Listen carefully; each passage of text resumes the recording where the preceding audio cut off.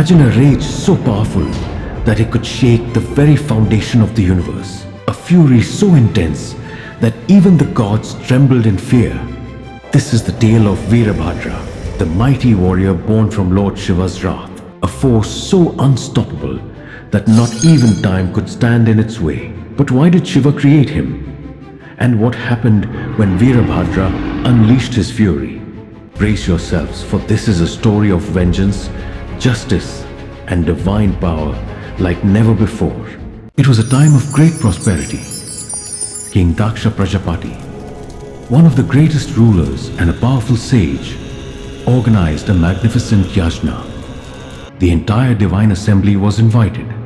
The gods, the sages, and celestial beings from all realms, but one name was missing from the list: Lord Shiva.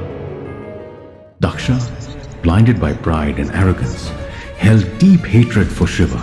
Though Shiva was the supreme being, a god beyond time and space, Daksha saw him as a mere ascetic, a wild, untamed yogi who lived among ghosts and spirits on Mount Kailash. But there was one who adored Shiva beyond anything else: Sati, Daksha's own daughter and Shiva's beloved wife. As Sati entered the sacred grounds, whispers filled the air. She looked around. The gods were there. The sages were there. The grand fire was glowing bright, but Shiva's seat was empty. "Where is my lord's place in this yajna?" Sati demanded, her voice firm yet filled with sadness. Daksha laughed, his voice dripping with contempt. "Your husband is nothing more than a wild mendicant.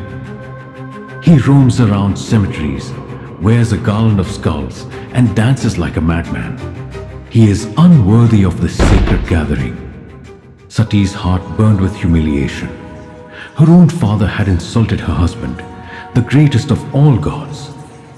Overcome with grief and anger, she made a vow: "If my lord is not respected here, then this body, born from you, holds no value to me." With that, she closed her eyes and invoked her inner fire, burning herself alive in front of the entire assembly, and the heavens trembled. The gods gasped in shock. And far away, in the icy caves of Mount Kailash, Shiva opened his eye. No one had ever seen Shiva like this before. His eyes burned like 1,000 suns. His rage was not of this world. As his locks of hair twisted in fury, he clenched his fists and let out a terrifying roar. With an earth-shattering force, Shiva tore a strand of his matted hair and struck it upon the ground. From the very flames of his fury, a mighty warrior emerged. Veerabhadra, the wrathful avenger. He was terrifying to behold. His body dark as storm clouds, his hair like blazing fire, and his 3 eyes glowing with the rage of Shiva himself. He wielded a sword that could cut through time and a bow that could shake the heavens. Shiva looked upon his creation and commanded, "Go, my warrior. Destroy Daksha's arrogance. Burn his pride. Let the world know the wrath of Mahadev." Virabhadra let out a deafening war cry, and with the speed of lightning, descended upon Daksha's grand yajna.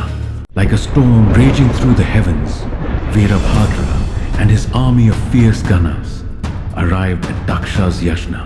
What followed was a battle so fierce, so terrifying, that even the gods feared for their lives. Virabhadra charged into the sacred grounds, his sword flashing like a bolt of lightning.